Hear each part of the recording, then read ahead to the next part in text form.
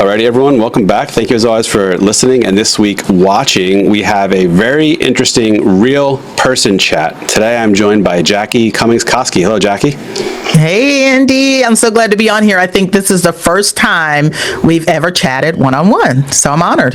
Yeah, for those who don't know, Jackie and I know each other through the virtual world and have for probably, what is it, it's October, over 5 years at this point. Jackie was one of the earlier members of the Facebook group, Retirement Planning Education, which was Taxes and Retirement at the time. Very active participant. And I first really sort of noticed you made a comment about HSAs, health savings accounts. And it was the most like elaborate, well thought out, thorough, like what? Like, who is this person? And it was all this stuff about HSAs, something I didn't even know. Not that I'm the end all be all, but like, wow, this is some really in-depth stuff about HSAs. So I started paying attention and realized quickly, like, I don't know what your deal is, but you're sharp. And so we'll get into what your deal is now. And this is our first time recording this video, this audio, ever actually meeting each other face to face outside of Facebook. So thank you for doing this. I'm glad you're here, and it's great to finally meet you. Yeah, of course. This will be fun. Yeah, so as you all will hear, Jackie isn't the typical real person. I mean, she did retire from normal sort of corporate life, but has taken on a truly impressive, inspiring sort of life 2.0, which we'll get into. Active contributor to financial education, big in the financial independence retire early, or F.I.R.E. or F.I.R.E., which is kind of sort of the subtopic of this episode, let's call it, and we'll get into that. So really looking forward to it, but before we do, I have a question for you, Jackie. Okay. What happens when a microscope runs into a telescope? Oh, gosh. I have no idea, but hit me with it. They kaleidoscope. Oh, God. You know? You got it? Yeah. All right. Everyone, I promise it all gets better from here. So, okay, so I'm going to go a little off script. Jackie and I sort of discussed this, and we're both curious to see where this is going to go. This is very, again, non-traditional for these real person things. But let's start with some basic background. In what state are you, and how old are you? I am in the state of Ohio, and I am 55 years old. All right. What is your retirement status? And this is a can of worms that's just going to blow the show up right here. But what's your retirement status or work status? My retirement and work status. So I retired from my corporate job in December 2019 after working for a global data company for 21 years. So I retired just a few months before COVID hit, and I thought, oh my God, I retired at the exact wrong time. And then I changed my mind about 3 months later when the market came back. So that's the corporate job. Now, what did I decide to do after my corporate job? I ended up going back to school. I found an amazing program at Kansas State University that was for financial therapy, which I found absolutely fascinating. So, after I retired, I'm like, what do I really want to do? What do I love? And financial education and things like that was at the center of all of that. So this program for financial therapy was something I decided to do. It was a master's degree. And part of that master's program was these pesky 6 classes for financial planning. And so I took them begrudgingly, but I learned a lot, and the main thing that I learned is that those are the 6 classes that are required in order to sit for the CFP exam. Now, that was off the shelf for me at that time, and I was really going for this financial therapy degree. So I did that, and then there was several other things I ended up doing. As you know, now I co-host a podcast. I wrote a book called F.I.R.E. for Dummies. These things were not on the list when I retired. So It's amazing how quickly things change. But because I was retired, I was able to say yes to a lot of these things. Now, they don't all pay the bills at all. Like, you don't get you don't get hardly anything from podcasting. You don't get much from writing a book. So these things aren't making me rich, and I still withdraw from my portfolio. So that's kind of what my retirement looks like. I'm not ready to say I'm unretired because, again, these projects are not enough to pay the bills, but I'm thrilled that I get to do the things that really light me up, the things that I enjoy. So I believe that, doing the work that you love does not always have to be through a job, and I'm just experiencing that right now. Great. So much to unpack there, but maybe let's step back before sort of life slash, career 2.0. You were in a corporate job, wasn't financial advising, wasn't financial planning related. Retired. You weren't even 50 yet when you stopped in 2019, right? If I did the math. No, right. I was 49 and I retired December 2019. And so just going back, and I guess we can sort of tie this into the financial independence, retire early.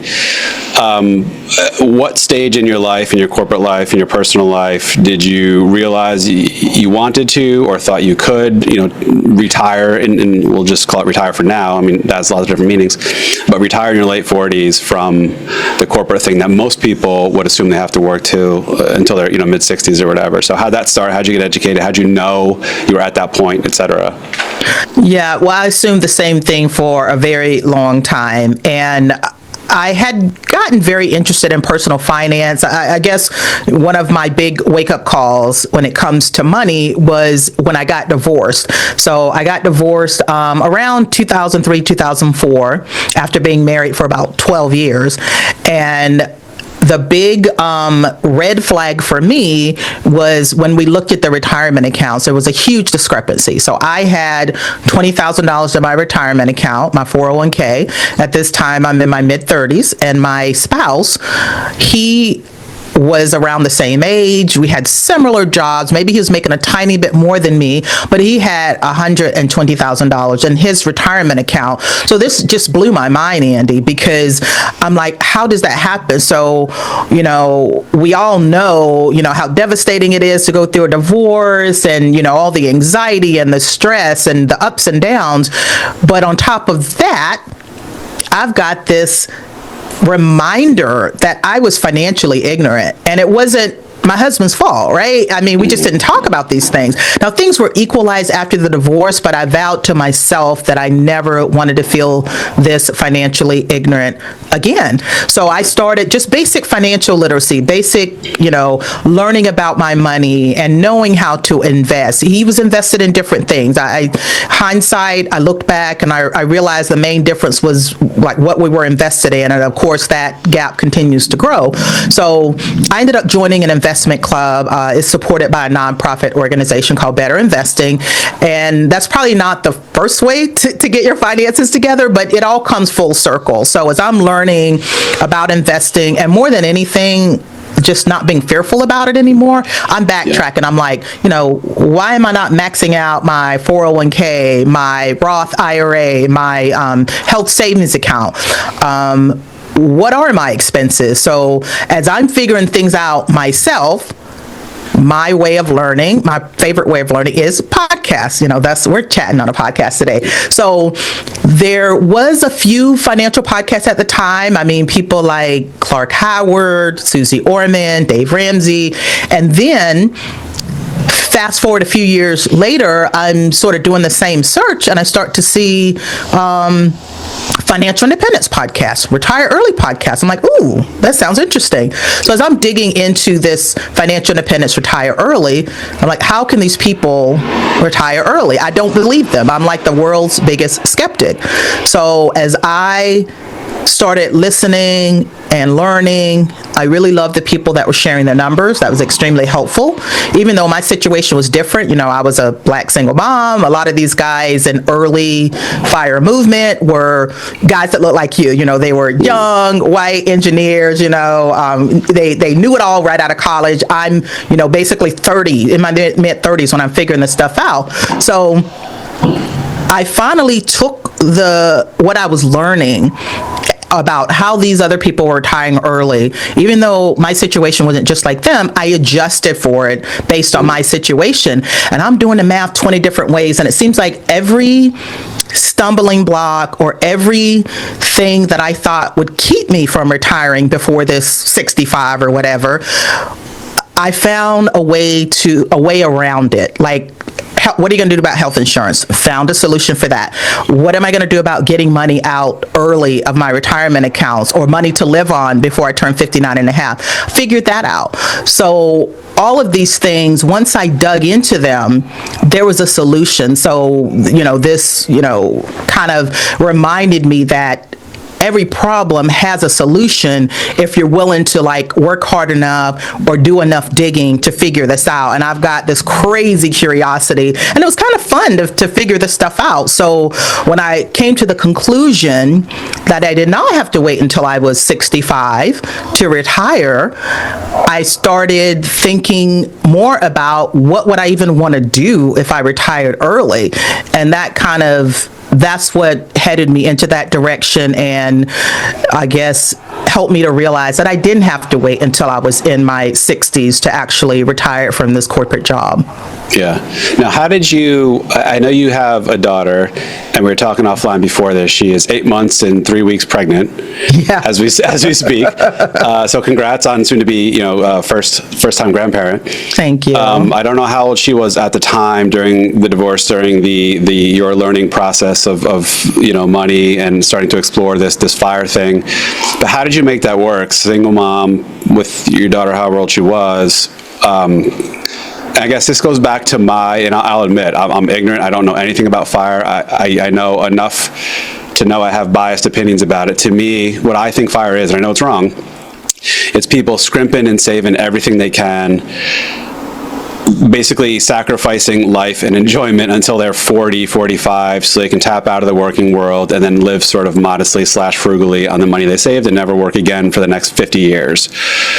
I know that's so wrong, but just how did it relate to you being, again, single mom, still working, daughter, et cetera, with doing what you need to do to hit whatever your target was?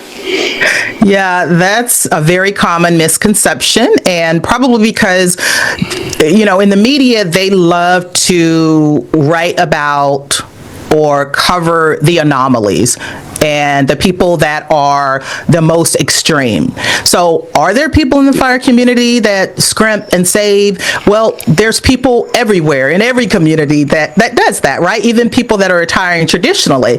But that is not the case. And actually the early days, I feel like a lot more of that may have existed in the early days. And there's a lot that has changed.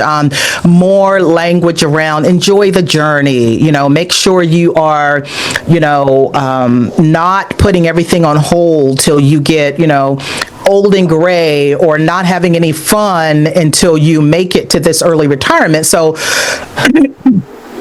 I certainly did not do that. And that would have turned me off quite a bit. So had I not done my own research and looked into a little bit more, I probably would have been turned off and not interested in it at all. But because I was willing to do a little bit of my own research and apply the things that I thought were doable for me, it allowed me to kind of pursue it. So for me, I was making a modest salary, roughly about $80,000 a year. So I wasn't making a really high salary. So I learned early on that I needed to do more with the money that I had, because I wasn't interested in climbing the corporate ladder. Thought something was wrong with me for a long time, but I wasn't interested in that. And I'm trying to be a mom. At the time of my divorce, my daughter was 9 years old. Okay. So I spent a good chunk of my FIRE journey. I was doing this while I was, a single mom. And for me, I never got to the point where I felt like I had to scrimp and save and really sacrifice. Now, I was raised by a single dad with 6 kids, and I did grow up in poverty. So perhaps that gave me some skills or some mindset that always made me mindful of the money that I spent, right? Okay. So for me, I was a better saver and investor than I was a budgeter. But I had to figure out my expenses. And the way that I did that is I just took whatever my regular salary was, which was about $80,000. I deducted what I was contributing to my retirement accounts, what I was contributing to my HSA, and then what I was paying in taxes. Whatever was left, that was my expenses. And, I feel like that's a conservative way to do it, right? I probably didn't spend everything that was left, but let's assume that I did. And so I didn't change anything as far as how I spent, but it did help me be more conscientious about what I was spending. It helped me come up with a savings rate. So I did have some little luxuries in my life that I enjoyed, and so did my daughter. Like, for instance, I drive a luxury car. I do it a smart way. I buy it 3 to 5 years old. I pay cash for it, and I keep them for a long time. So this whole thing about, budget every single penny, don't do anything, don't go anywhere. That just was not me. And most of the people I know in the FIRE community, they don't live like that. They're just very conscientious about how they spend their money, which to me is a smart thing for everyone to do. Right, agreed. And that's good to know, because you just sort of confirmed I'm wrong in my understanding. And I guess I am envisioning the extreme cases of FI, financial independence, retire early, of that, just like sacrifice everything for 10 years, 15 years until your 40s and then quit. But it sounds like that's very much not the norm. That's probably the exception. Right.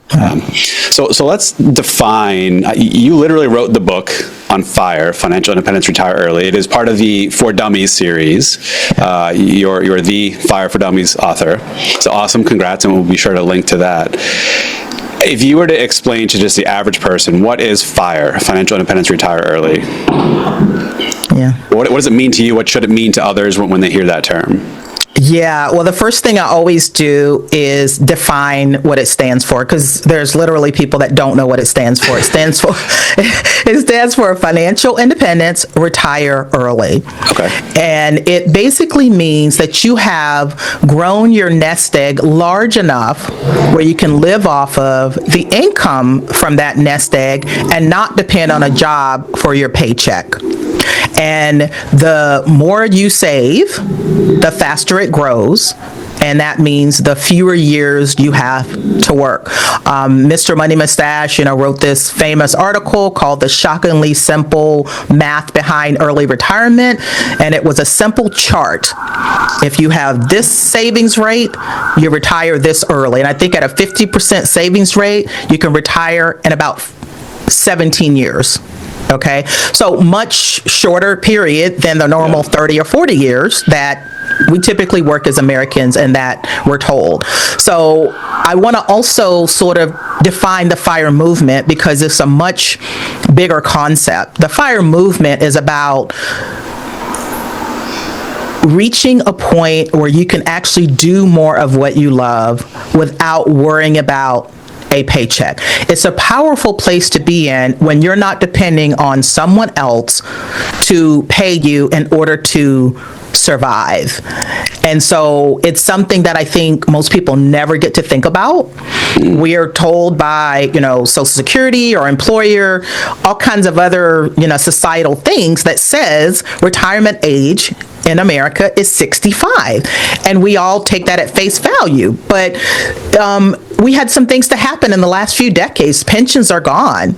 So those golden handcuffs are not there anymore. Corporate America basically said, and I work for Corporate America, so that's what I use as my analogy, but Corporate America basically says that, we're not going to do that pension anymore, but we'll give you a match on your 401k, but you got to figure out your own investments, when you can retire, and it's all on you. We don't want to give you any advice. We don't want to help you with anything because we don't want to get in trouble. Okay, there's a handful of people in the FIRE movement that basically said, okay, that's fine.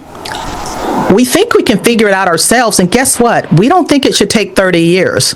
We think maybe it should take a lot less time, especially since I'm having to manage my own investments and figure out how much to save. Now I have the freedom to do that and to release myself from being, part of a 9 to 5. You define my metrics, you define my hours and all of that. Now I can be released from all of that and do more of the way I think it should be done, and just give me more freedom. And another probably misconception I have, or misunderstanding, is that the retire early, or the RE in FIRE, means you stop any sort of work-related, employment-related income Now, I guess different people have different interpretations or usages of this, but is that accurate, or is it okay to do something as long as it's something you want to do, something optional? It may not be making the same amount you did before, but it's more you're doing it because you want to do it and it happens to pay something. Yeah, let me just say that some people do think in absolutes, okay? I feel like the term retirement has a completely different definition than it did 50 years ago. Yeah. You know, in my opinion and the way that I look at it, retirement just means I'm no longer bound to a job. And I can say yes to the things I want to do, no to the things I don't want to do, and I don't necessarily need anyone's permission. So that means that once I'm done with a corporate job, it doesn't mean that I stop doing anything to contribute to society. It doesn't mean that I stop doing the things that I love. If you believe that the only way you can be a productive individual and contributor to society is through a job, then there's probably a lot more thinking you can do to expand your mind and say, okay, how can I do the things that I love but not be bound to the job? And that's the choice that you give yourself. So I get asked that all the time, you know, are you still retired? I see you doing all these things. Well, I don't consider myself unretired, but frankly, I don't have to define it for anyone. I don't want to have to go through a checklist to tell you why I'm not retired.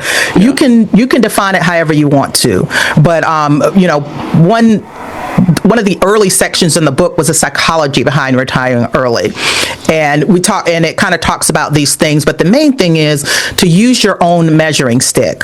Like you, Andy Panko, might say, "Well, Jackie, you are working. Writing a book is work. You know, doing a podcast is work. And by your measuring stick, okay, I'm not retired. That's fine. But you know, you don't pay my bills, and you don't, you know, dictate kind of what my life is like. Now, if you ask me, I am still retired. Those things don't really make that much money. I'm still, if I wanted to not work anymore and if I wanted to work again and I wanted to be unretired, I could easily do that. Like you mentioned, so I have my CFP, I went back to school, I have a master's degree in financial planning, financial therapy. I could go back and easily get a job for making over $100,000 a year. No problem. I don't want to do that. So I consider myself retired because I just choose to do the things that I love. And only after I retired from my corporate job was I able to say yes to some of these things and I guess create the bandwidth to be able to do them. You know, like writing the book. I'm so glad that I got to write this book, but I can tell you for sure, if I was working, there's no way. I just would not have the bandwidth to do it. It would just stress me out like crazy to even consider it.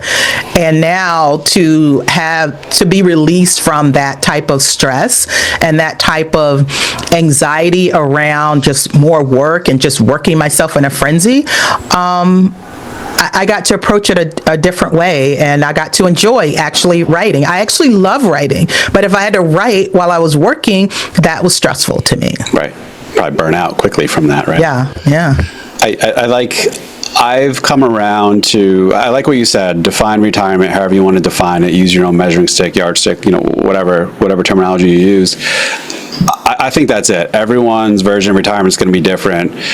I've since come around to subscribe to the thought that retirement is freedom. When you have freedom of choice, freedom of time, call it work optional, some derivation of that, you're not bound to having to do the typical 40, 50-hour a week thing for the steady, steady Eddie paycheck, because you need the money, because you don't have any choices or options otherwise. When you're able to leave that, whether it's not have any sort of income producing employment at all, or it is, but stuff you enjoy, stuff on your terms, stuff part-time, stuff that pays a fraction of what you used to get, I view that as retirement. So like, I consider you retired. Again, I'm not the one who owns your definition of retirement, but like I'm very much aligned with that view of retirement. If you want to work, fine, work, but you're doing it because you want to, not because you have to, type thing. Well, your stamp of approval means a lot to me. Yeah, but no, tell me just to pipe down, because I don't ever want to sound like I'm defining or owning the classification of what someone is, or No, but many others do. Many others will profess, why on earth would you stop working? You're not contributing to society. And so those become very short-sighted opinions. And, people just like the attention, where they can, generally it's going to be on social media somewhere, the way they can just like spout out and, everybody's got an opinion and everybody's entitled to it. It's just a lot of times very different than mine. Right. A few other quick technical questions about, or I guess definitional aspects of FIRE that I'm curious about personally, and then we'll get into some more about some of how you're making your FIRE journey work and some of the kind of housekeeping things of, like you mentioned, health insurance and accessing your assets before typical retirement age type thing. But what is the term coast FI, or coast financial independence? What does that mean? Yeah, coast FI is probably gotten very, very popular. When I first reached FIRE or learned about the FIRE movement, these other flavors of FI didn't even exist. But I think a lot of people was thinking about FIRE, that it was very restrictive and things like that, and thus they came up with these other different types of FI that you can do. Coast FI basically means that you have enough in your nest egg, typically a retirement account, that if you never contributed another penny, it will grow enough to cover what you need in retirement. So for instance, if you were working a job and now you have, let's say, $900,000 in that account, maybe you work 15 or 20 years, okay? So if you never contribute another penny, in about 8 years, that same account will be $1.8 million, and that might be your FIRE number. So you don't really need to contribute anymore, meaning that you could take a different job that doesn't pay as much. You can take a break from working and just do projects or whatever to live off of. So you're basically coasting your way in because you don't have to actively be putting money into your nest egg. Got it. Makes sense. Now, how about fat FIRE? I've seen that one thrown around as well. What does that mean? Yeah, I don't, for me, if I had to label myself these days, I don't know if I would say fat FIRE. Some people might, but fat FIRE is generally you have big expenses. Typically, you got a big income and you need a lot to live off of, and you have a bigger number. So these could be people like doctors with a high income, maybe business owners with a high income. And when I say high income, let's see, the average household income in America is around $70,000. So maybe twice that much, or even 3 times. So they realize that they live a fat life. Like for my podcast, my co-host is an ER physician, Bill Yan. So him and his wife have a pretty big life, a nice big life, probably bigger than mine. And so they have a bigger number. So he wants to wait a little bit longer because he wants the fat FIRE lifestyle, which is totally fine. They're acknowledging that I enjoy some of these luxuries. Maybe instead of the $5,000 vacation, they go on the $20,000 vacation. Maybe they have a much nicer house. Instead of a $400,000 house, they got the $2 million house. So just things like that. They're acknowledging that they live a bigger lifestyle, but typically they're going to have the income and the nest egg to support it. Got it. So FIRE just on a larger scale, larger number, dollar amounts, basically, right? Okay. Yeah. Those are the only two, again, I'm not active at all in following the FIRE community, but those are the only two sort of like offshoots or other labels of FIRE I've come across. Is there anything else, any other labels or subcategories of FIRE you think are worth bringing up to listeners? Yeah, you have the barista FI, which comes from taking a job just to like get health insurance, like at Starbucks. That's barista FI. There's also something we call late starter FI, and typically that would almost be somebody like me, but someone that just didn't know a lot of this financial stuff, and they're either getting started late or they're restarting. And so things look a little bit different because maybe you don't have all that time for compound growth, but there's some other additional superpowers you might have when you're in your, 40s and 50s that maybe you didn't have at age 25. So late starter FI has a slightly different approach as well, but you still may have the goal of retiring early. Like for me, I started late. I 38 was probably the time I really woke up and started doing some things different. And in about 10 years, I got to my FI number. So it's not this 30 or 40 year horizon that we hear a lot about, because normally if you're 40 or 50, you've saved a little something. Yeah. You've paid a lot into Social Security. You're at your peak earning years possibly.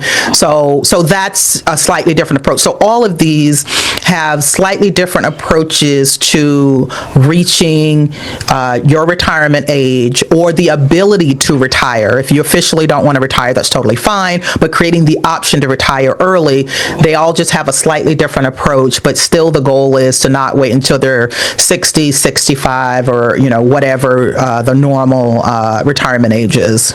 Sure. And you sort of mentioned your number. Now, I know before we hit record, we talked about this, and I would never ask people for their numbers, if nothing else for security and privacy reasons, but you brought it up, and you said your number's already out there because you're so active and vocal in the community. So with that said, I don't want to be the show where you first expose all this to the world, but if it's already out there, I think if you're okay sharing, this would be a great data point just for listeners to even have like a starting figure of what does FI look like for someone. Now, granted, other people will be much smaller numbers, other people will be much larger numbers, but what's your FI numbers, whatever you're comfortable sharing? Yeah, you should take advantage of that clickbait headline. Jackie exposes all her numbers. Right, yeah. No, I have shared it before, and I just remember when I was in the early part of my journey and figuring this stuff out, it was so helpful to me, those people that shared their actual numbers. And so I said, if I ever have the opportunity to do so, I will, if only as a teaching tool or a reference point for other people. So you're right, everybody's will be a little bit different, but let me just frame up what my numbers look like. So like I said, I made about $80,000 a year. The way that I even figured that out is that I went to my Social Security statement, just at ssa.gov, and I looked at the last 10 years before I retired, and I took the average of that. Now, part of the work that I did, it was a small it's about 20 to 30% of commission. The rest was base compensation. So it varied from year to year. So I took the average of 10 years and it was $80,000. And this was back in, 2019. So, your FI number, financial independence number, is simply 25 times your annual expenses. Now, when I did the math, I backed into, and that is a version of the 4% rule. So if so the 25 times expenses, it assumes a 4% withdrawal rate. Now, these numbers are not absolute, but you need to have some kind of starting point, okay? So that's our base case, right? So for me, my expenses was between $40,000 to $45,000 a year. So let's just say 40, comfortably $40,000 a year. And I'll just take a quick detour with that. So most people will say, wow, only $40,000 a year. I even had a friend of mine to say, I have 2 little kids. I spend that much in daycare. Right. Yeah. So, but for me, my child was a teenager becoming an adult. And a big difference in why my expenses were so low, besides the low cost of living area, I live in Ohio, and I really consider that a middle cost of living area. But things like I had very little debt. So many people, a lot of their expenses is servicing debt. So I didn't have any student loans. I didn't have a car payment. I had a very low mortgage, which was about $1,200 a month, still is. I didn't pay off my house when I retired. We can talk about that later. But so I think the fact that I had very little debt made it possible for me to comfortably live off of $40,000 a year. So you take that $40,000 in annual expenses, that's what I expected to spend in retirement as well. So 40,000 times 25 is? Million. Yay! Yeah, you go, man. No, you're a smart guy. So it's easily $1 million. Okay. However, so that was my number. So I reached that number, and where was this located? So primarily in my 401k. For most Americans, the way that they start saving is through their employee retirement plan. So that's where most of my money was. I was also maxing out my Roth IRA. Once I woke up, and I was also, and I never made more than the IRS income limit, so I could always contribute directly. And then I was putting, as you mentioned, a lot of money in my health savings account. So I was doing that. I was putting a little bit in brokerage account, a little bit in my investment club. So I was saving. My savings rate was about a 40% savings rate when I did the math, and savings rate is just what percentage of your income are you saving. And then, so my expenses were $40,000. So 40,000 times 25 is $1 million. That was my number. I reached that number when I was 47, and that would have been 2017. Now, I still was not ready to leave my job. So I'd reached financial independence, but, I grew up in poverty. So what was in my head was that I never want to be in poverty again.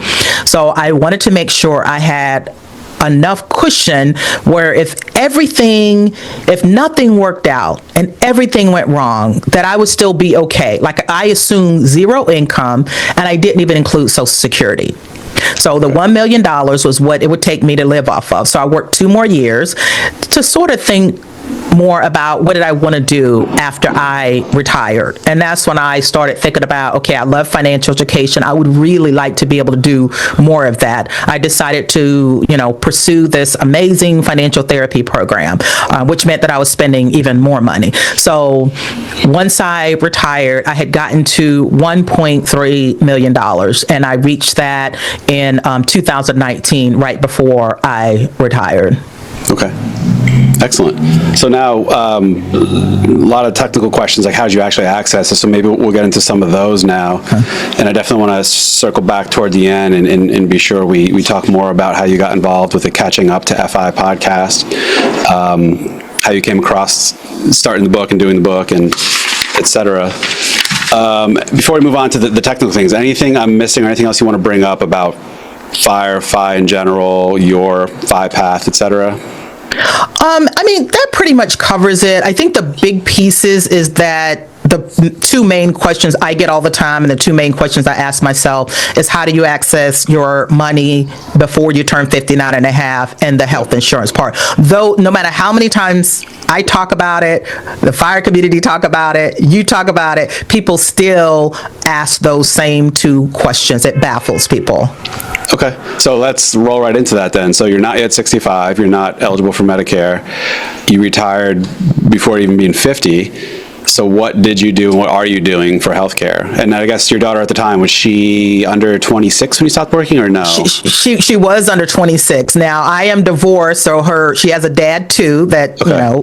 So I made her get on her dad's insurance. Got it. She was like 23 or something like that. So she was an adult, so certainly she could have had her own insurance, but to have kids on your insurance plan is dirt cheap, and I knew she couldn't get it cheaper than what she could get being on either my plan or her dad's plan. So I didn't have to worry about her, except to say, you're going to have to do something else. And it was an easy switch, it wasn't a big deal. So, so the health insurance was a big, in the U.S., health insurance is a very big deal. Yeah. Now, I investigated several options. So I was, going to a university.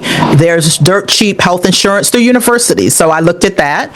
You have as a student in the master's program, you mean you had access to? Okay, interesting. As a student, well, you normally would, but when I was looking at the fine print, they said you have to be a student that is on campus. So because I was doing a virtual program, so I had to eliminate that. I was looking at COBRA, which some people say is expensive, and the part you have to pay does get more expensive, but essentially you just don't get the employer subsidy anymore. So so that was expensive coming out of my pocket. So the other one, I looked at the health share ministries. A lot of them are religious based. That wasn't for me. I didn't feel comfortable. They weren't really health insurance, but some people will use them for their healthcare planning. So I looked at a lot of different options. The one I ended up going with was the Affordable Care Act, the ACA exchange. Now, I didn't realize, but you can go on and you can actually look at plans without even signing up. So I made sure I did that because it's very state specific and to an extent county specific. So I was in, your Facebook group a lot, and that topic would come up a lot about the ACA. So it took me a while, Andy, to realize that a lot of the comments seem to be politically motivated. So if you liked Obama, you liked Obamacare, which is the casual name for that, all right? And if you hated Obama, then you hated Obamacare. Well, it's the Affordable Care Act, okay? It just happens to go into place and was something that was done during that administration. Nonetheless, I wanted to make sure I did some independent research because what I was getting was mixed reviews and I didn't know why. So when I finally did it for my state, the state of Ohio, and my zip code, they had a lot of different plans and a lot of different providers. When I say a lot, there was probably 6 different health insurance providers. Each of them had 4 or 5 plans. So I had plenty of things to choose from. Okay. And once I was done with corporate America, I can engineer my income a lot easier. Like, when you're a W-2 employee, there's nothing you could do with that W-2 at the end of the year, right? But for me, technically, I was a solopreneur, any money that I made would technically be self-employed, but I could use my expenses and deduct that from any income that I had. So my income looked a lot less, my taxable income looked a lot less than what I was actually living off of. So the Affordable Care Act is based on your modified adjusted gross income. So the lower that is, the more of a subsidy you may qualify for. So I made sure I understood how all of this worked. I did my research. Again, I'm a nerd like that. But so I was able to get nearly all of my health insurance premiums covered, and this was a silver plan. Silver plan is kind of falls in the middle. It wasn't a high deductible plan like I loved, so I no longer had an HSA. I've never had an HSA since I retired in 2019 because I could get a nice silver plan that was a $500 deductible, $1,500 max out of pocket. I think the premiums was somewhere around $700, and I got a subsidy that covered all of that. So for me, it's been 6 tax years that I've had the Affordable Care Act. I've been happy with it. Anthem is my provider, so a lot of the health insurance companies, those are health insurance companies that serve the private sector as well. Yeah. So that's what I've been on for all 6 years. Okay, and still are. And plan as of now, I guess, is just to keep that through turning 65 eventually.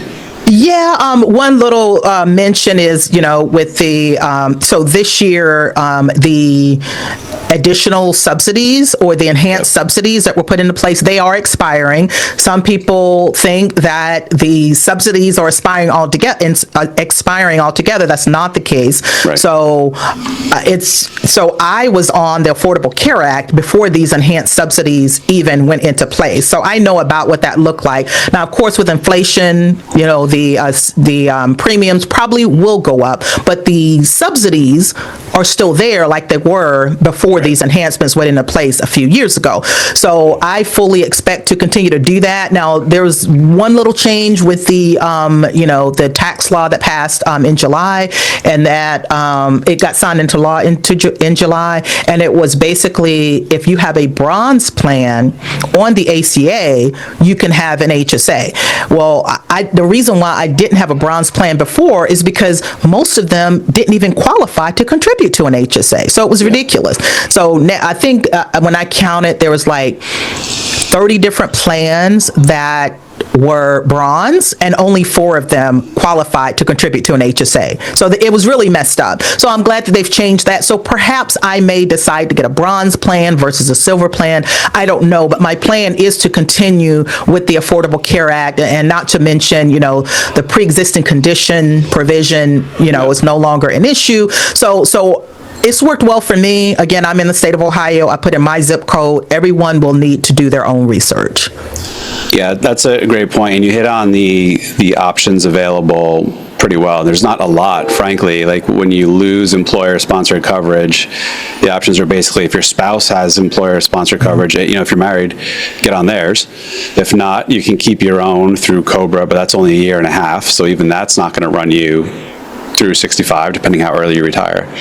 You have sort of the health sharing ones, often religious-based. They're not true insurance. It's basically just a bunch of people with a common denominator, like Christianity, for example, that pool together medical expenses and all sort of help each other out. But there's some gotchas and restrictions in that, and I've never looked too much into it, but I've heard, some gotchas there. There's private insurance. Just call up a broker and shop around and get whatever policy. And then there's ACA, which Affordable Care Act, which is commercial insurance, but in order to be eligible to be on the Affordable Care Act, it has to have certain things like can't rule out pre-existing conditions and whatever. So it makes it more accessible and an option to people who otherwise may not even be eligible to get insurance otherwise if there wasn't ACA.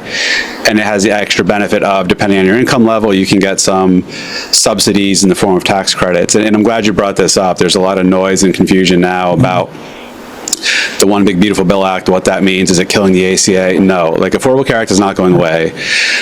What's changing is, like you said, that there were always, since the inception of the Affordable Care Act, these income-based subsidies you can get. During COVID, those were juiced up. They were enhanced. They were larger, more generous. All that's happening now is we're getting rid of that extra juicing up and going back to the sort of baseline, original level of subsidies, which are a reduction of subsidies, but they're not going away. Anyway, so... I think that's basically it. There's really not, the other option is just wing it and don't get coverage, or I guess catastrophic coverage, if you can get one of those that only cover really big, really serious events. And remember, Andy, the catastrophic coverage now will qualify for you to contribute to an HSA with the One Big Beautiful Bill. That's right, yeah. Catastrophic and bronze plans. Bronze. So is it all bronze or by default eligible now? They are, okay. They use that, they actually use that language in the bill. Great. Yeah, that's a good one. Neat little trick for people who have bronze plans to get an HSA. And so, okay, the second point then, this is a biggie. Like you said, a lot of people have most, or not all, but most of their investable assets tied up into a pre-tax qualified plan, such as employer's 401k or 403b, thrift savings plan if you're a federal employee. Generally speaking, you can't access that before 59 and a half. If you do, there's a 10% penalty in addition to taxes you're going to pay anyway. There's some exceptions, but most people don't fall into those one-off exceptions like disability or whatever, first-time home purchase, what have you. So what did you do? How did you access the money where you even said most of it was in your 401k, you're not at 59 and a half? What's the strategy there, or for you at least? Yeah, so for me, and I made some mistakes when it comes to this. We all do, so I like to be open about those as well. I didn't have smooth sailing, but the way that I planned it out was that I knew that you could, if you had a regular brokerage account, that is in no way tied to your age. So I didn't have a big enough brokerage account. So for instance, my investment club money, that was technically a brokerage account. I could get at that really easy. I had a little bit of company stock, so I knew I could get at that really easy. But other than that, my brokerage account was minimal. So that ran out, I would say, in the first 2 or 3 years, right? So my second lever was looking at my Roth contributions, just the contributions, not the growth. Now, I had been contributing to my Roth IRA for nearly 20 years, so I had a lot of contributions. On top of that, a part of my 401k was Roth. So when I rolled it over, it showed me this much is contributions and this much is growth. So I had that. Now, so I'm doing this, Andy, I have my CFP, so I could figure some of this stuff out. I'm like, you know what? I should not be depleting my Roth IRA.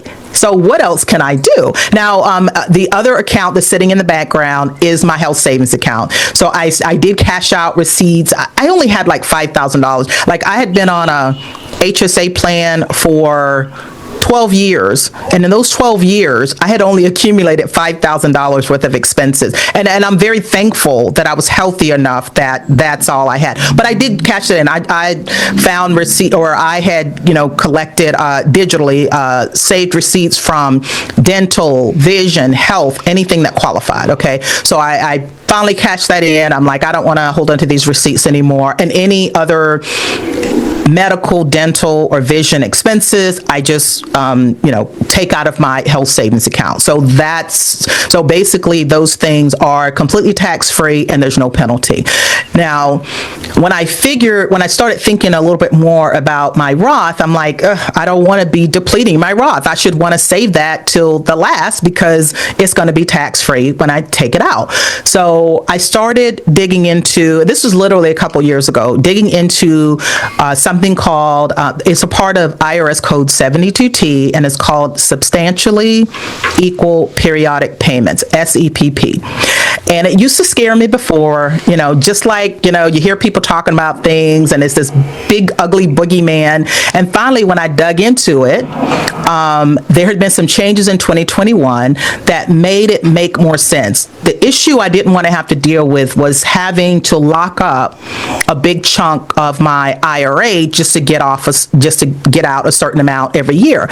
So by the time I think I was 54 when I finally set this up, but it was, you use this little formula or whatever, and you have to take out the same amount every year. The option I chose, you get 3 different ways you can take it. I just chose the amortization because that was the one where I had to lock up the least amount of money in an IRA to get the most. I wanted $15,000 a year. So I did the math. There's a bunch of calculators everywhere. And plus I found this genius guy. He's a CPA that's been practicing forever. I had him on our podcast, but his website is like 72T Calc. And all he did was 72Ts and other early withdrawal things. So I reached out to him and I asked him if he would come on the podcast. So we did like a 2-part mega series. So this was at the tail end of me making my decision, but I thought it could help other people. So I wanted $15,000 a year, and using the math during the amortization method, I was able to, all I had to lock up was $240,000 of an IRA. So I split off $240,000, created a separate IRA just for this 72T, and I set up automatic payments. And so every year at the same time, I get $15,000, penalty, no penalty. Of course, it is still subject to tax. I've been able to get my taxes close to zero, not quite zero, but so that is what I'm living off of now. And anything else, maybe I would go to my Roth, maybe I would have a little bit of income, but again, not enough income to typically cover what I need in annual expenses. So right now, that is my primary way. I have one little extra thing that would apply to traditional retirees as well, Andy, is a pension. Okay. I'm in my 50s, so a lot of Gen Xers, they got caught in the middle of pensions being retired or frozen. So I got caught in the middle of a frozen pension, right? I was so young when I started that job that I didn't even realize the company was putting in money on my behalf. I didn't have to put anything in. But before I knew it, when I left, I think it had gotten to like $60,000 or something like that. And of course, my fine mind tells me, oh, I'm just going to roll it over to an IRA because I want control of my money, right? I want to put it in VTSAX, if you want to be stereotypical. But once I retired, I cleared the cobwebs out of my head and I said, let me look at these options again. I think one time I sent you these options and said, what do you think? So I realized that they were the monthly payout options were incredibly generous. One example is I thought, like if you use the, joint and survivor, I thought that was always a married couple, right? Well, it doesn't have to be a spouse. It could be a child. In my case, my child. And I'm like, so not only do I get a monthly payment for the rest of my life, when I pass away, my daughter can get a monthly payment for the rest of her life. It was ridiculous. So I see why they're going away. Now, I didn't end up going with that. I just literally turned it on a week ago where I decided to do period certain for 20 years. That means once I turn it on, I'm going to get these monthly payments guaranteed for at least 20 years, even if I die. If I die, it goes to my beneficiaries. And hopefully I get the stamp of approval, Andy, and I chose the 2% annual increase so that it will keep up with inflation.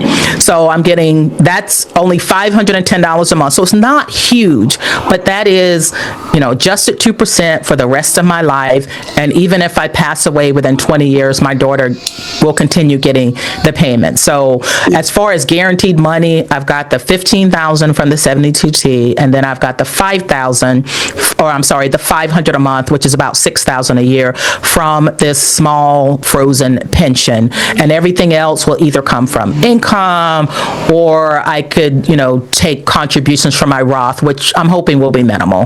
Right, hoping to minimize that. Now,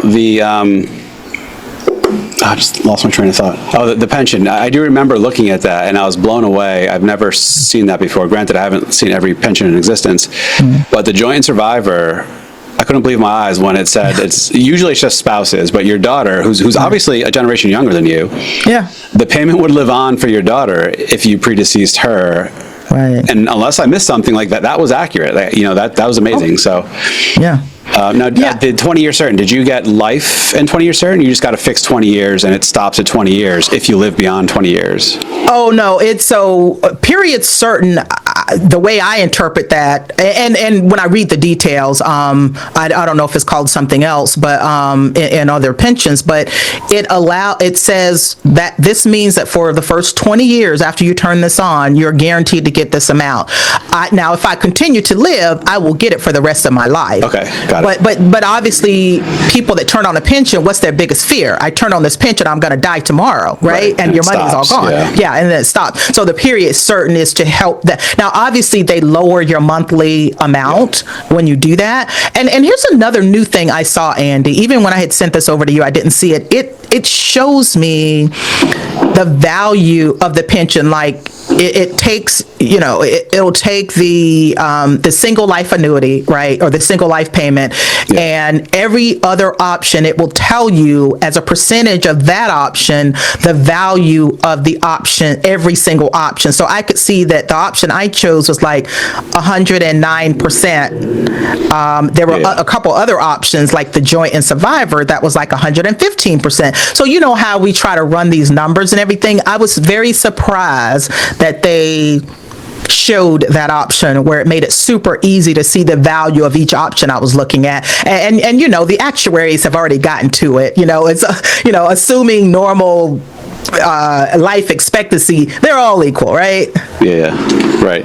And that's why, so when you said, like, hopefully you get my stamp of approval, the pension claiming decision, like who knows? Unless you know for certainty how long you're going to live, in your case, what inflation's going to be or not be throughout the next 20, 30, 40 years. I don't want to say it's a crapshoot, but you just sort of pick what seems to make the most sense for you. If you have a significant other or someone else who's going to get benefit payments off you if you die first, that needs to get factored in. I don't know, we'll know in hindsight what the best payment option was for you, but I think getting an inflation thing, if your pension has it, most don't. It's good that yours even has the option. I don't think you'll regret that. The 20-year certain makes sense. Yeah, if you do, God forbid, die early, then the payments live on for the full 20 years at least. So, and at your age, I mean, you're young, so the 20-year period certain wasn't a tremendous ding to your payment probably, versus if you were 65 starting a pension, right? Correct. To guarantee you'll get it 20 years cost more because chances are you might die, higher chance you'll die in 20 years than you would if you start that at 50, so. Yeah, I was going to mention, it seemed like the difference in the payout was minimal. Yeah. And,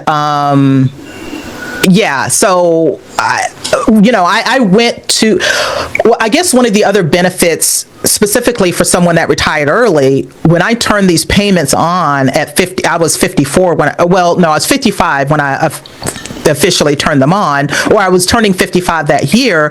This is another option that I have where I'm not going to get the 10% penalty by turning on the payments. Right.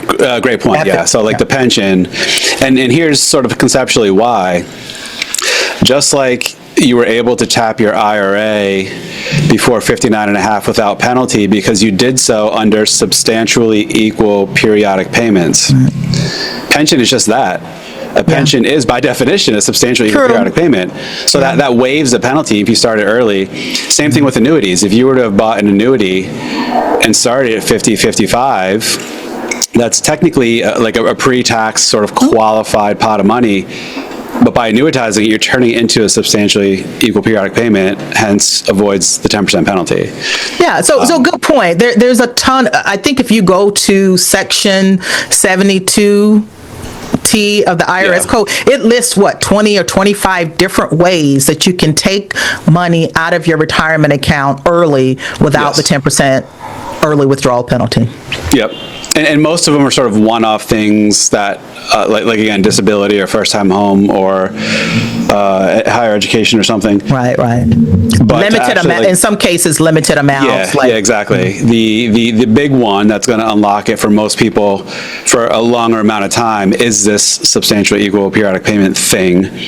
So now I'm curious, the 72T, there's three options, like you said, you did a calculator.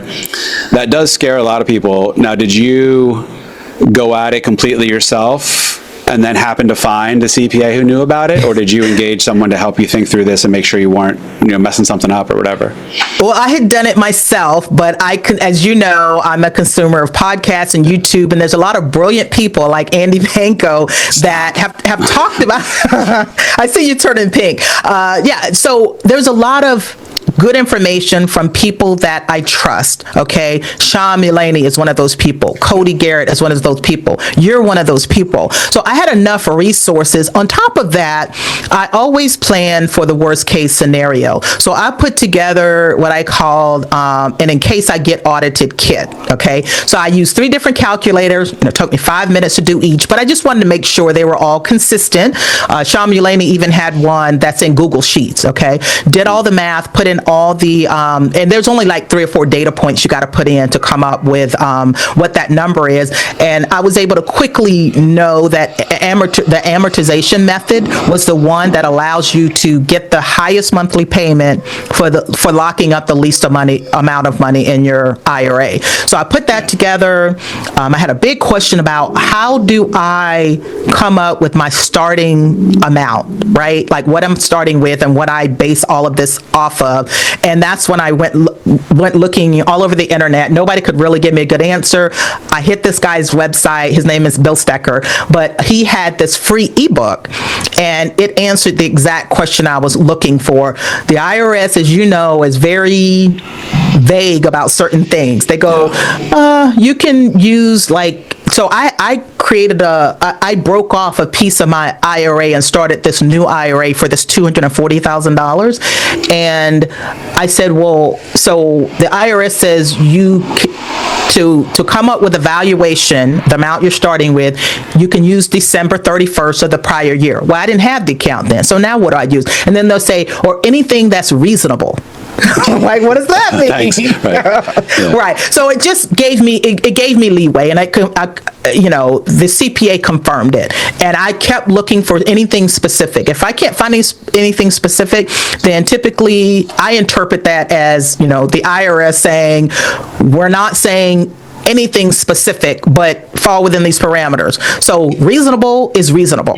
So I put together, I just took my most recent statement. I put this in the kit, in case I get audited kit, which is just online in a folder. So I had the 3 calculators that I use. I got a copy of the statement with the balance in which I started with, and I showed a copy of where I set up the annual payments to come out the same time every year.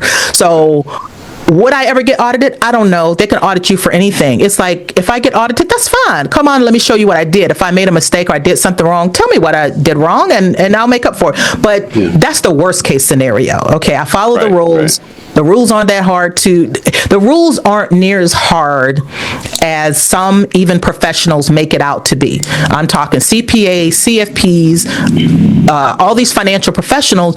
In most cases, they've just never done one. most of them work with traditional age retirees, and they've done very few 72Ts. But this guy, Bill Stecker, that I found, he does them in his sleep. So he was the expert. And by the time I found him, I was done with mine. I felt confident. I put together an in case I get audited kit, and I felt comfortable with it. Now, many people probably wouldn't, and maybe they could use somebody like Bill Stecker, or there's very few CPAs or CFPs that actually do these, but I'm sure they could find someone if they wanted help or even just a second look at it. I did get a second look, but it wasn't any professional relationship or anything. Yeah, that's great. And you said Bill's site is 72tcalc.com? Yeah, that's it. Yep. That's awesome. He's a great guy. I think he's been CPA practicing for like 35 years. So he's an older guy, but man, does he know his stuff. That's fantastic. Yeah. And just one final comment on these 72Ts, in case people are interested or don't already know. You have to have these payments run for the greater of 5 years or until you turn 59 and a half. So you can't decide like 2 years in, no, I'm good, I don't want this anymore. If you break from the plan, then the IRS retroactively charges you the 10% penalty on all the money you took out up until that point. So there's some, I don't want to say restriction, but that's exactly right. some requirements to these, right? 5 years or 59 and a half, but yeah, and in my opinion, there's probably a sweet spot to do these. Like, I don't know if I would be trying to do this at 35 or even 45. Right. It's just such it's such a long runway. So I think the sweet spot is maybe late 40s up until about 55, 56. Because once you turn 56, it's like you only got 3 more years. Is there anything you can do? Even if you took the 10% penalty for a little bit of it, if you needed it, it would probably not make sense to lock yourself in to 5 years. Exactly. So there's definitely a unique situation where these would work great, but I do believe many financial professionals probably push away from the table a little too quickly because they're not that familiar with them. So I'm just saying it's worth giving it another look. There were some changes in 2021 that I think made the floor 5% in the interest rate like to 5%. But anyway, when I looked at it before, I had to lock up a lot more money than I did after 2021, and it made it look a lot more attractive to me. So they're not that difficult. There's tons of calculators now to make it easy. There's that ebook that I mentioned. So if anything, I just like to share that I set one up for myself. I felt comfortable doing it, and it's not as hard as I thought it was prior to me doing my own research. That's good to know. Thanks for sharing. I'm one of those people. I've never done one firsthand. I know the rules. I know how they work. Maybe I inherently subconsciously shy away because I've never done one, but it's good to know that you just put your mind to it, think through it, cross your T's, dot your I's. Like, they're not that big of a deal, right? Right. Okay. A few more little technical things about your financial life before I want to be sure we touch on your sort of what you're doing now in the podcast and stuff. But so you mentioned you have a house, you do not pay off the mortgage. What rate do you have? Is it a sub 4, sub 3% rate that you're keeping it, or is there other reasons why you're deciding to not pay it off? So here was one of the mistakes I made. So when I was talking about the penalty-free money, so my intention was to sell my house, and so when my daughter graduated from high school in 2013, I told her at that time, I said, hey, as soon as you graduate from high school, I'm out of here. So let's see, 10, 15 years later, I still have the house. So that was going to be this large pot of tax-free money, but I didn't move. So that's what sort of put me in a little bit of a squeeze to look at. I mean, I had a lot of different levers, but honestly, the easy one would have been if I had $300,000 from the sale of my home, because I don't plan on buying again. That was something I came to, that was a decision I made about 2 years ago, that when I sell this house, I do not want to purchase another home. It's just a lot of the extra maintenance and all that. I guess I'm just at a different phase in my life, and I just really want to rent a really nice place and a nice neighborhood and all of that. So for me, with the house, so this is going to sound crazy, and I never really talked about this before. Now, I've had my mortgage for a very long time, so since before my divorce, okay? And this is when I wasn't even interested in money at all, okay? It is a variable rate. Okay. Ooh, okay. I know. Yes, do tell. So 2.75% was what it started out as. And this would have been, I don't know, 2001, 2002, something like that. But it was 2.75% for like 5 years. Okay. Now, when I got divorced, I had no idea how this stupid thing worked. But I did my research and I saw that it could only go up or down by 2% each year. Okay. And it was based on the 1 year constant treasury, blah, blah, blah. So this helped me understand, because when my rate was changing every year, I didn't know what it was based on. But as you know, up until like 2020, interest rates were super low. So most of the time I've had this mortgage, it's been 2.75, might have gone up to 3.75, maybe 4.75. 1 year, it might have got up to even like 6.75. Okay. So, but for the majority of the time, it was really low. Now, because I knew I was going to sell the house, I just knew I was going to sell this house. I'm like, why bother refinancing? Right. So 15 years later, I still have the home. I still have this variable interest rate. This year, it's not looking so great. It changes, I think, each June. But I've never done anything with it. It was a variable rate before variable rates got crazy. So around 2008, they got very ridiculous. There's no balloon payment. There's no crazy amount. Like I said, the most it could go up is 2% each year. And I think the cap that it could never go above 9%. Now, hopefully that wouldn't be the case. Right. Now, obviously, if rates had gotten really, really high, maybe it would have gone up that high. It never did. So right now, I think it might be around like 4 or 5%. So reasonable, yeah. But again, the mistake I made is that even though I just knew I was going to sell this house, I should have taken advantage of the super low rate, because then I would have a fixed rate at like 2.75. And I should have done this before I retired, because now I'm retired and I really don't show much of an income. Now there's ways around that, but not easily. Yeah. So that's the variable. Again, I got the variable before variables got crazy. So it's not a part of this balloon interest rates going up. No, that's not even possible.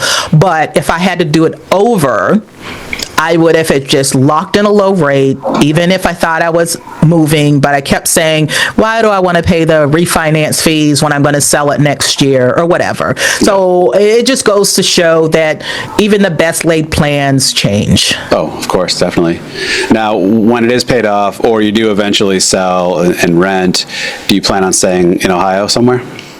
No, all of my family and where I grew up is in South Carolina and Georgia. So I will go back down south. So I will not stay in Ohio. Okay. And your daughter, she's near you currently, right? What's her intentions or plan? Do you know? Yeah. Well, before she got pregnant, she was planning on moving to Arizona, where her dad lives. And I always encourage that, because really where we live in Dayton, Ohio, there's much better economic cities to be in for a young person, and so I definitely encourage her to do that. So for me, I'm glad that we are so close. We go to dinner every single week, which is something I splurge on, because it's so easy for time to go by, and before I know it, a month has gone by and we haven't had dinner or gotten together. So every single week we get together for dinner. We'll getting together for dinner tonight if she doesn't deliver. So yeah, she probably will move. So I think that's what probably has kept me in Ohio longer than I intended. Maybe again, this phase of my life, I'm really appreciating being this close to my daughter. Yeah. And I totally realized that, it's possible that we can never live this close together ever. So I want to take advantage of the time that we are. Now I get to enjoy my grandbaby and things like that. Now, whenever she moves away, that'll probably be my big trigger to say, okay, my daughter's not in Ohio anymore. I'm ready to get rid of this house. But for now, here's where I am. And again, I've decided that I don't want to buy again. I mean, even though I don't I hire out, landscaping and lawn and things like that because I just don't like to do that stuff.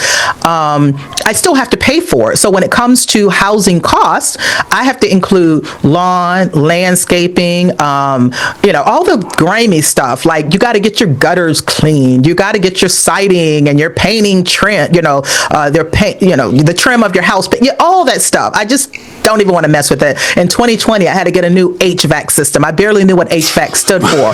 I had to get a new. So there will always be something. Okay, there will always be something. I'm like, you know what? I want to break from that. I want to travel a whole lot more internationally, and the last thing I want to think about is stuff with my house.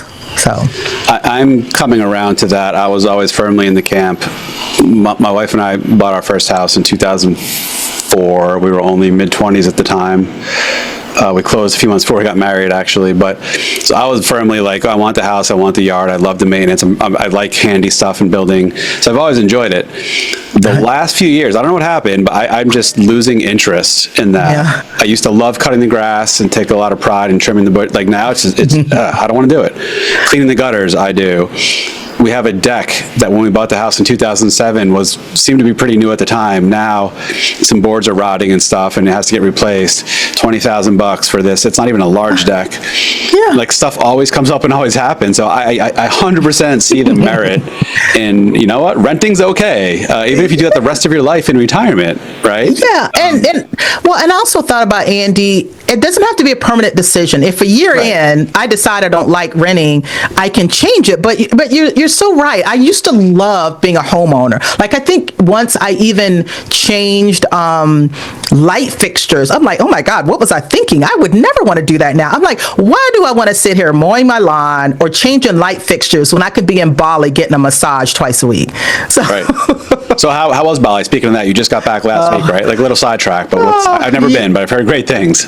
Yeah, Bali was a dream. It's in Indonesia. I was there for a month, and I am so glad that I had, again, being retired, I had the opportunity to do that. I was kind of working. There was a retreat called Freedom Retreat. Amy Minkley runs it. She retired early herself, but she was an international school teacher, and she's been all over the world, and she fell in love with Bali and has been there for 12 years. So once she retired, she wanted to do this retreat and bring other 5 people to Bali. So I spoke, she had 2 retreats, one at the beginning of September, one at the end. I came and I was really more like a facilitator. It was a lot more deeper thinking and work than just the numbers and the math. It was, in a lot of ways, it was life-changing for myself and other people there. But being there a month was so different than when I went on a week vacation when I was working. Right. Like I really got to appreciate the culture, the people, seeing things beyond the touristy things. And then there's some luxuries in some of these other countries because the cost of living is so low. There's some luxuries we would never get to, we could never afford to enjoy, most people in the U.S. Things like I could get a driver for the day that took me everywhere I needed to go. You know, it was $42, I think, all day. He took me wherever I wanted to go. Yeah. That's an Uber to the airport a half hour away from me, like $42. Exactly. If I want to go one way to the airport, it's $45 for me. Yeah. Okay. Yeah. So I would never be able to do that. And then right before I left the U.S., I had some dental work to be done, which included a crown. So I got the quote for the crown. It was $1,500. Okay. So I wanted to get a second opinion. So Amy, who has been living there for 12 years, she's got a dentist that she's used for a long time, very happy with them. So she gave me her dentist, went to the dentist, got a quote using better material. I guess in normal material is like porcelain. They have something called zirconia, which is better quality. It lasts longer.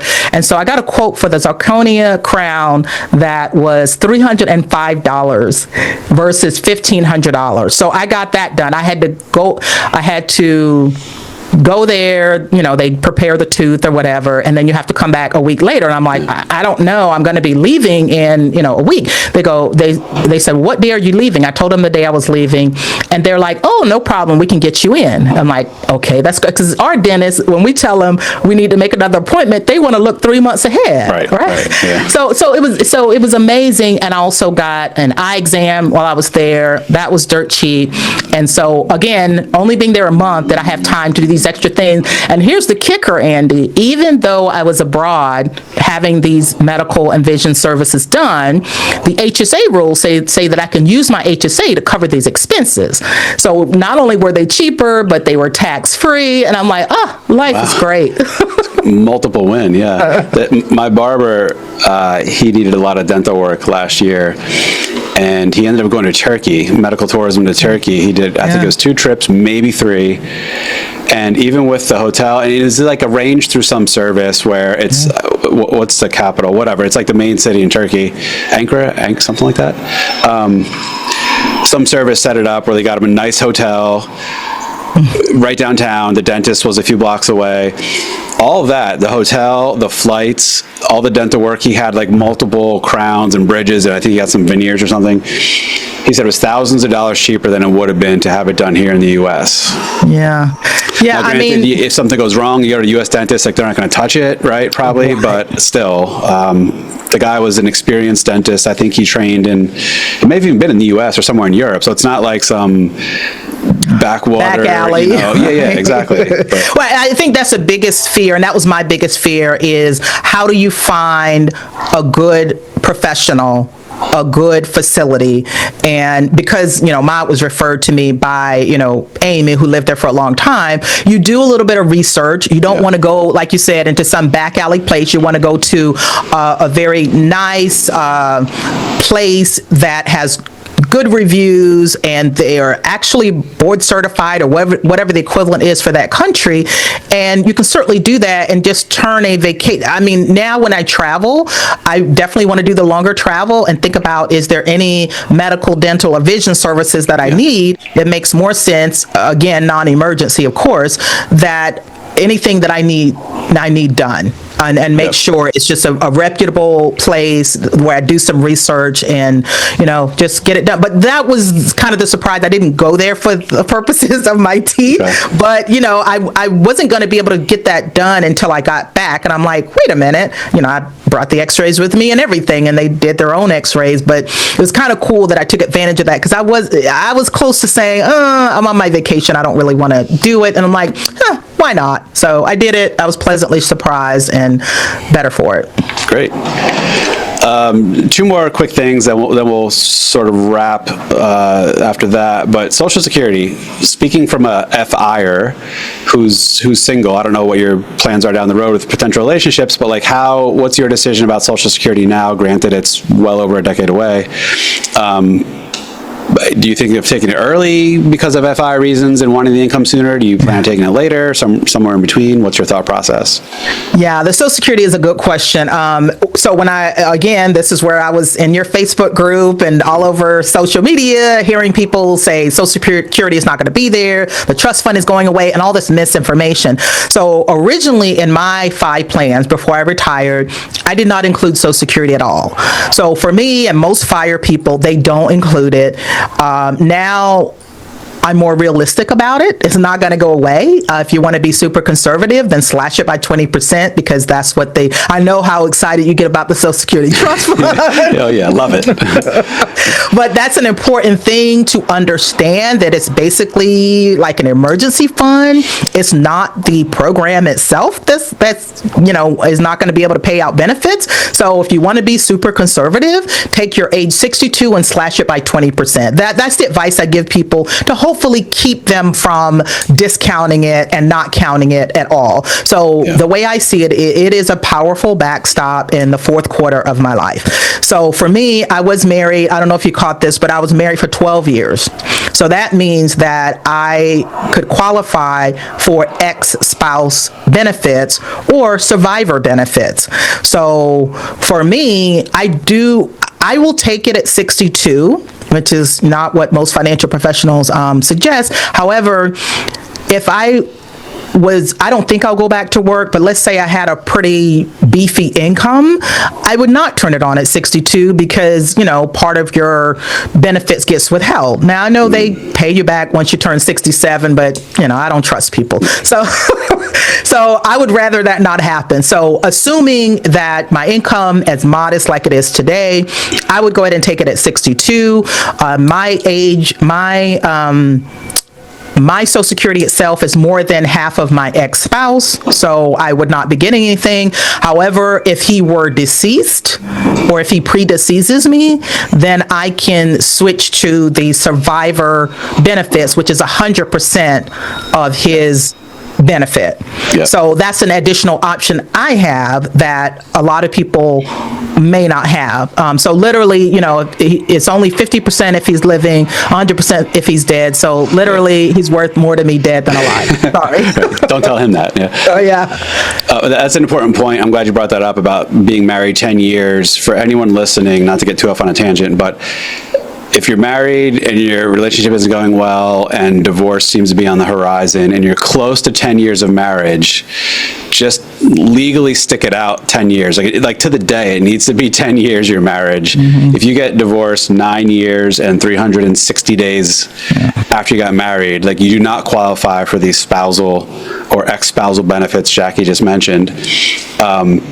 Hold the divorce, sit on the divorce papers for a week if that's the case. Get yourself to 10 years if possible. Now, if you're married 2 years, you're getting divorced, like you're not sticking around 8 more years just for this. But if you're close to 10 years, try to stick out 10 years of marriage if possible. Even on paper, you don't have to live together, but on paper, be married for 10 years. Andy, I guess another point to bring up is I didn't know this at the time that I got divorced, so I had no idea, and most people don't. Yeah. So a lot of late starters, that is something. What? Are you in New Jersey? I have my window open. It's hot in my office, and there's, if you can hear this, there's a loud siren just went by, so apologies. Yeah, well, hey, you're a city boy. You're in New Jersey, right? That's right. Yeah. So yeah, a lot of people don't know this. So a lot of late starters, some of them are getting started late because of a divorce, and many times that divorce lasted more than 10 years, and they don't know about this provision because a lot of times maybe it's gender neutral, but a lot of times one spouse was a stay-home spouse, right? They wasn't earning Social Security or not to the degree of the working spouse. Or there's other situations where they think they have nothing for retirement. And I remind them of this provision that this is why it was put in place that, if they don't have a lot accumulated for Social Security, they may qualify for ex-spouse benefits because you got what they call a gray divorce and things like that where they've been married, raised the kids and everything. 20 years later they get a divorce, and I just always try to remind people, typically it is women, that there are some benefits, Social Security benefits that they may have earned even if they were not the working spouse. Right, something to look into, definitely. Yeah. Final technical question around investments. So you mentioned VTSAX. This is not investment advice. We're not saying you should or shouldn't buy that, but that's Vanguard's total U.S. stock market mutual fund. How would you classify at a high level your investment approach? What type of stuff are you using, investing in, without naming specifics? But Right. Nothing fancy, nothing that would not be widely available for everyone, okay? So VTSAX, I just mentioned that because that's like the F.I.R.E, VTSAX, and chill. Yeah. What that represents is a super simplistic index fund, Vanguard, Jack Bogle type of investing. That's all that is, right?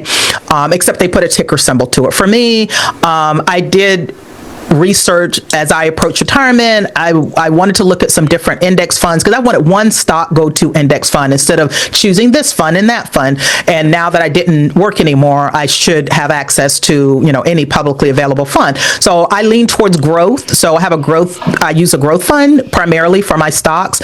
And for some people, they feel like it's a little too risky. That's okay. For me, it matches what I want. So still about 80% of my asset allocation is this growth stock index fund. Now, in addition to that, I have the pension, which I consider part of my fixed income. When it comes to fixed income, I'm not a fan of bonds, but there's a bunch of other ways that you can get fixed income, CDs, treasuries, and things like that. I prefer something like that because obviously I need some money in cash to be able to live off of, right? The other part is I mentioned an investment club, like when I first started waking up about my money. I enjoy doing stock analysis. I'm a long-term investor, so no day trading or options or anything fancy like that. I enjoy being the owner of great companies. Like, I've gone to annual meetings, I listen to quarterly earnings calls, I vote my proxy. I love that. But as you know, Andy, the vast majority of people, they don't want to be bothered with it, and that's okay. But I do have an individual stock portfolio that probably at this point represents about 10% of my investable assets. So about 80% in the index fund, 10% stocks, the rest is cash. And this will vary slightly, depending on what I need to live off of, or if I want to put a little bit more in cash. But yeah, super simple. Everything that I mentioned, easily accessible to everybody. They don't need to join a WhatsApp group or anything special like that. It's available to everyone. And I do know that there's, I prefer the low cost options. The way that I started growing my assets was through my 401k. I'm a little frustrated with the 401k industry because the average person these days, a 401k or similar employer-sponsored retirement plan, that is the primary resource or savings vehicle for their retirement now. And the vast majority of people don't understand it. They have no idea like how to pick investments, when they should expect to retire, how much they should save, and things like that. So some people very close to me, I've helped them out, and I just get frustrated all over again. So I'm trying to put something together to try to make it super easy for most people, but I've been very disappointed with that, and I just think we could do better. Definitely. And perfect segue into present day, in retirement, what you're doing. So just to recap, you have a master's in financial planning, financial therapy. What was the technical? That's correct. That's all correct. Okay. You've since obtained the CFP, which is Certified Financial Professional designation. You are accredited financial counselor. That's AFC, Yep. right? Yep. But you are not practicing advisor, but you do sort of one-to-many coaching, and maybe this ties into like what you just said about the 401k, which I agree is can do much better for the people it serves. So what are you doing with yourself and sort of some coaching, mentoring, educating, in the space? Yeah, well, a big part of my vision is financial education. Like if I had to put it in one sentence, I just wanted to help create a financially literate society. And in order to do that, I don't think one-on-one planning or educating or even coaching is enough, or it doesn't touch enough people. So my goal was always thinking about how can I touch more people, specifically people that are not likely to get this message or not likely to have the resources to hire a financial planner or even a financial coach. What about those people? And a lot of it probably comes from my background. I grew up very, very poor. If I had more financial education, I think it would have clicked for me even at a young age, but I wasn't exposed to that. I didn't have this information. And, a lot of people will say, well, this information is out there available to the public for anybody. Well, you don't know what you don't know. Right. And if you've never been exposed to it, you don't even know the right questions to ask. I know I didn't. So because I think that extra passion for people that might have grew up in poverty or grew up in circumstances where they had no one around them to help them with understanding some of this financial stuff, I wanted to be that person. And I knew that I had to do it in a way that touched a lot of people at once. So originally, or initially, the way that I did this is I did like financial education workshops. I would go into high schools and talk about basics, like talking about credit, talking about debt, talking about saving and compound growth and things like that. And I had actually, before my daughter graduated from high school, I wrote a book called Money Letters to My Daughter, because I'm learning all these basic things. And as parents, Andy, when we learn something, the first thing we want to do is teach it to our kids. So I put it all in a book because she was 14 at this time and she wasn't listening to anything that I was saying. Of course not. So no, of course not. So I wrote this. It's just a self-published book. It would forever be my greatest work. But I put that book together, got it published, and I wanted to give it to her as her high school graduation gift. So that was the initial part of trying to educate others. So when I wrote that book, somehow, people think that you're an expert, and I got invited to come into her high school and a bunch of other high schools. I went to all the high schools in the district that I grew up in, which were Title I schools, and Title I schools are where a large percentage of these students are on some type of public assistance, right? Or the free lunch program. I was on the free lunch program. So I love doing this, and I did everything I could to make it fun, to make it easy. That's when I started giving away $2 bills. The $2 bill thing was the way that I first learned how to save from the time that I was a kid. And so I made it fun. I would play. I didn't go in there to talk or to lecture per se. I went in there to play games. I went in there to teach them how to be rich, so I learned the better terminology that would actually get kids excited. So from then on, it just grew to adults, because what I have learned after working with adults and working with high school kids, their financial knowledge is about the same. And honestly, a big part of the difference is that a lot of times the kids are more willing to look things up and to learn.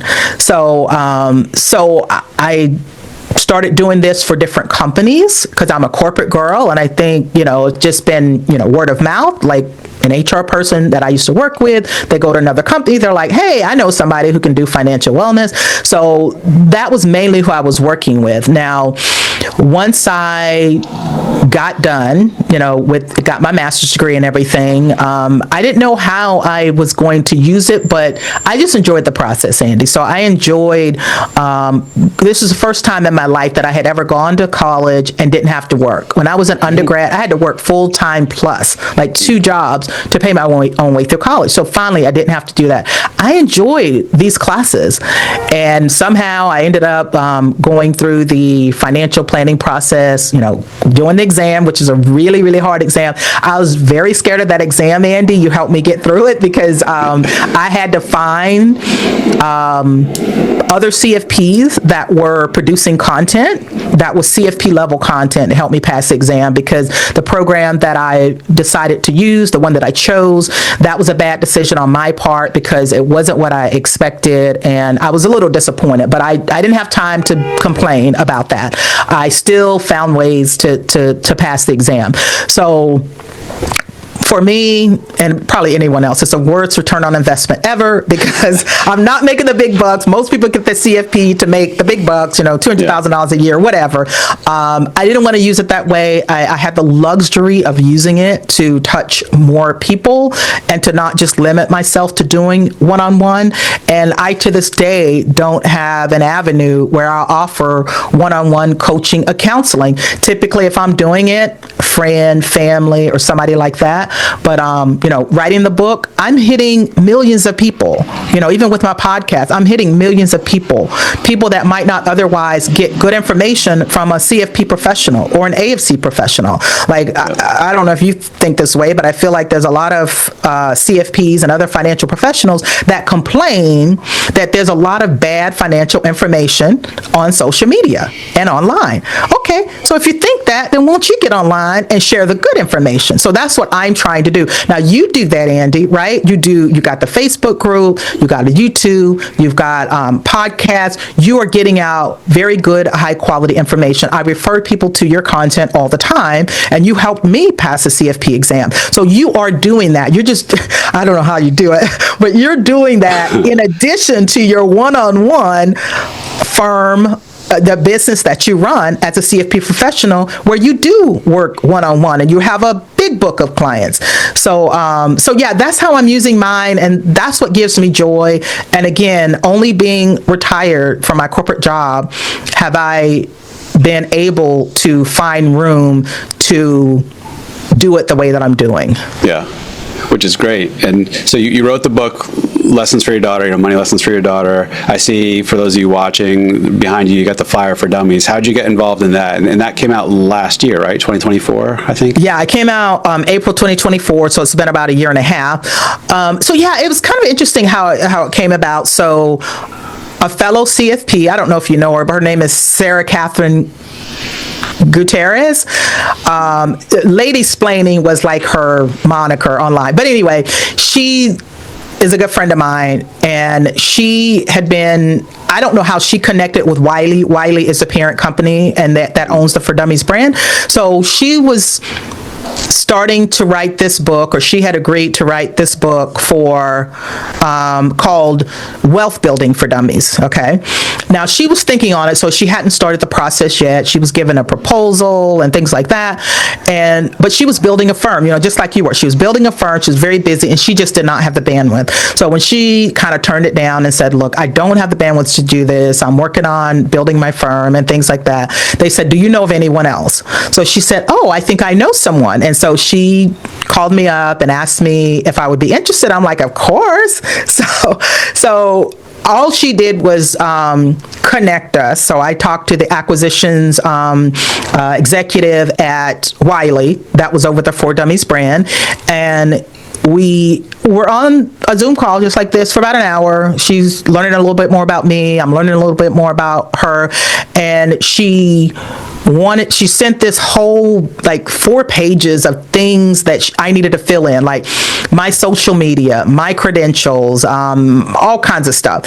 And I later learned that this is what typically a book proposal is.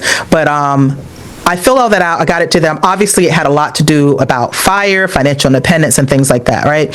So she comes back to me and she says, I pitched this to the team and they loved it. And she says they would like to change the name of the book from Wealth Building for Dummies to F.I.R.E for Dummies.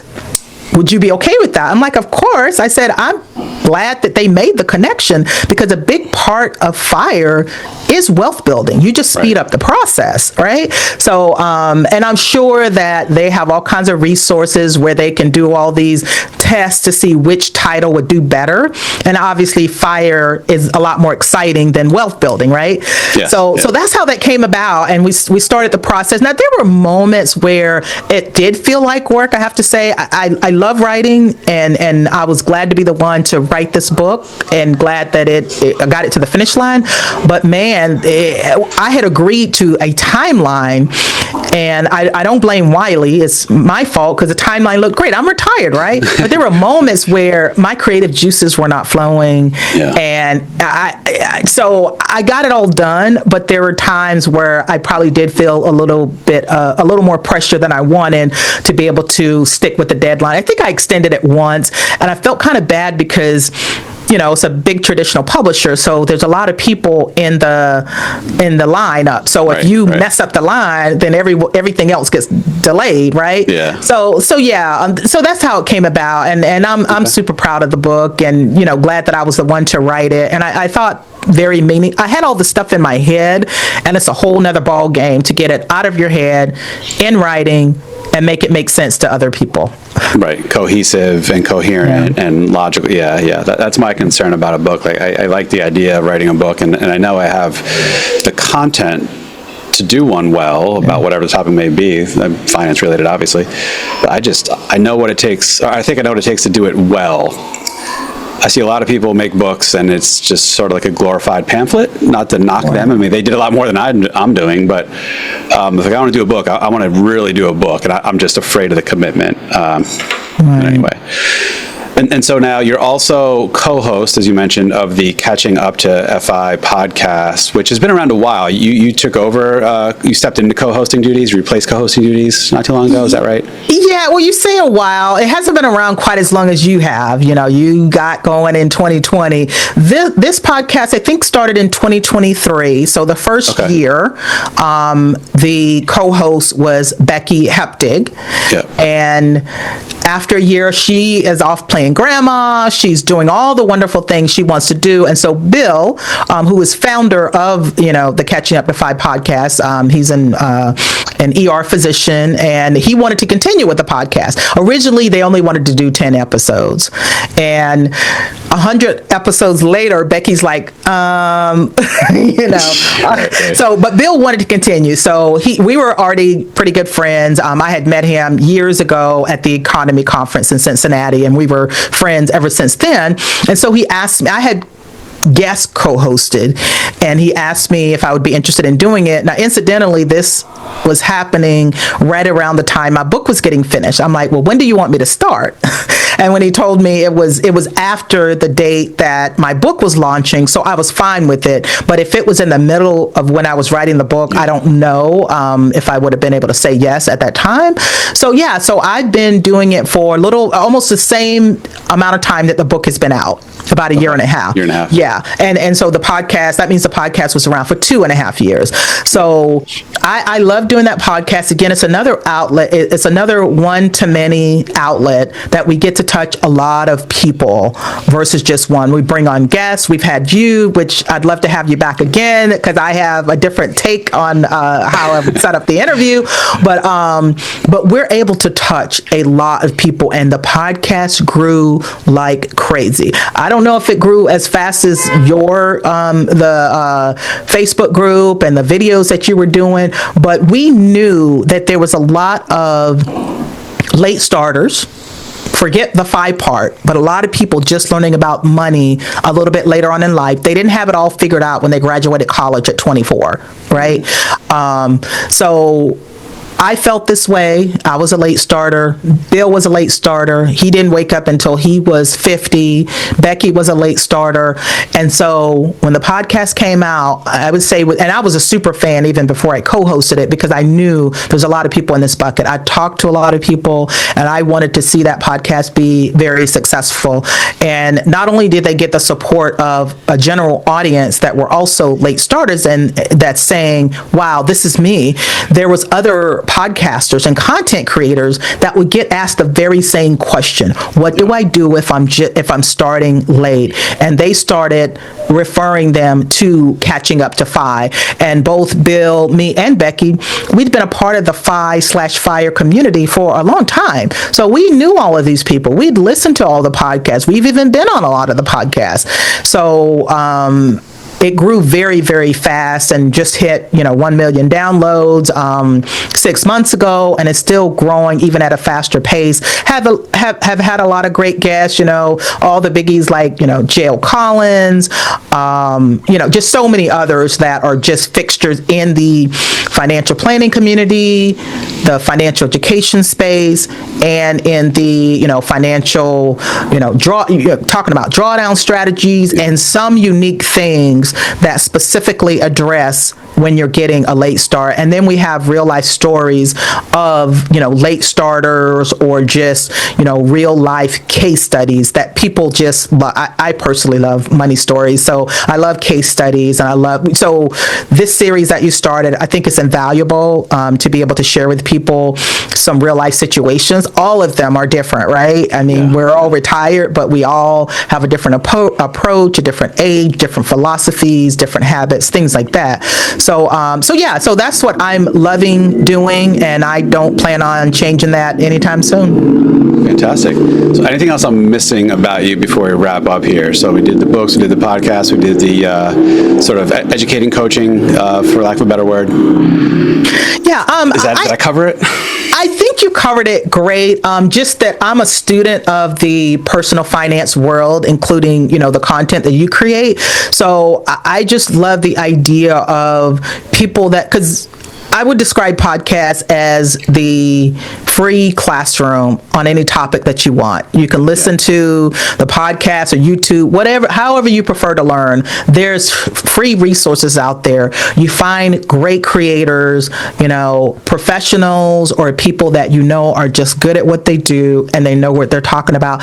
It made all the difference for me. And I feel a sense of duty, honestly, to give back to, in particular, help out the people that came from, circumstances like I did, to break things down. Like, I feel like some industry people, they want to use the 10-letter words and they want to make things sound so complex, like the 72T, substantial equal periodic payment. Just like, let's break it down. I like to start, and thus the book F.I.R.E for Dummies. I love putting that together.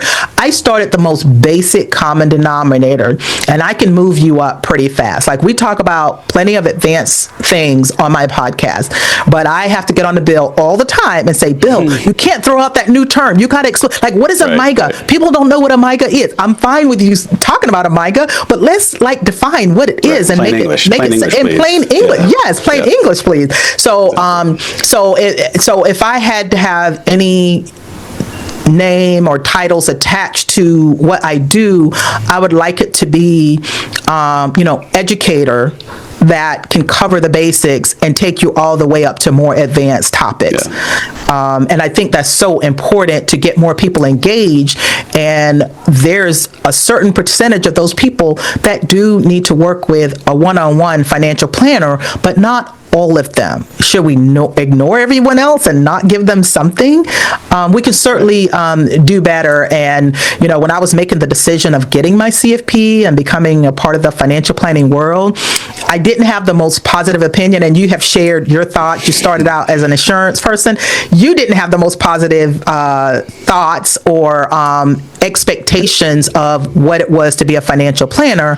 I still don't. Yeah, you're right. So we agree with that. We're part of the industry. We have our CFPs. We are part of the financial planning world. So the choice I had, because originally when I was taking those 6 classes at Kansas State, getting my master's degree, I wasn't planning on using those 6 classes to sit for the exam or become a CFP, because I didn't think my experience would count. But, turns out financial education does count. Yeah. So I had the decision of I could either stay on the outside and continue to criticize, or I could be a part of the industry and be a part of the change as an insider. And so I chose the latter, to be a part of that change. There's a lot of great financial planners. There's a lot of great CFP professionals. I just want to see more, and I think the industry as a whole can do a lot more and do a lot better and for the greater good and touching more people, because we hold a lot of knowledge. Yeah, and you're a perfect example. 10 years ago, you were working in the corporate world, still in your learning process about all this stuff. Not to say you were nobody, far from it, but you weren't a name in the industry, et cetera. Now, 10 years later, on your FIRE journey, you are 100% a fixture, a knowledgeable, respected voice and fixture in the community, in the industry. So just to go to show everyone out there, whatever your version of retirement looks like, whatever you choose to do, you can have a really meaningful, fulfilling impact for yourself, for the people around you, and for the masses. Who knows, like you said, how many millions of people between the podcast, the books, etc. So nobody should ever underestimate themselves and what they have the ability to do, especially now with the world and technology and social media and all this stuff. You can have such an impactful reach, wide-ranging reach, so go for it. All right. This was awesome. Thank you, Jackie. I knew the basics of you, but now know substantially more, and I'm glad I do. So I greatly, greatly appreciate you coming on and sharing your story. It is definitely an inspiration and a great learning piece for everyone listening. So thank you. Yeah, totally a pleasure, Andy. Again, your work has had a huge impact on me, so keep doing what you're doing. And it was just great hanging out with you today. Likewise. Well, thank you very much, everyone. And be sure to check out the links to the books, the podcast, and all that is Jackie. So awesome. Thank you very much. Take care, everyone.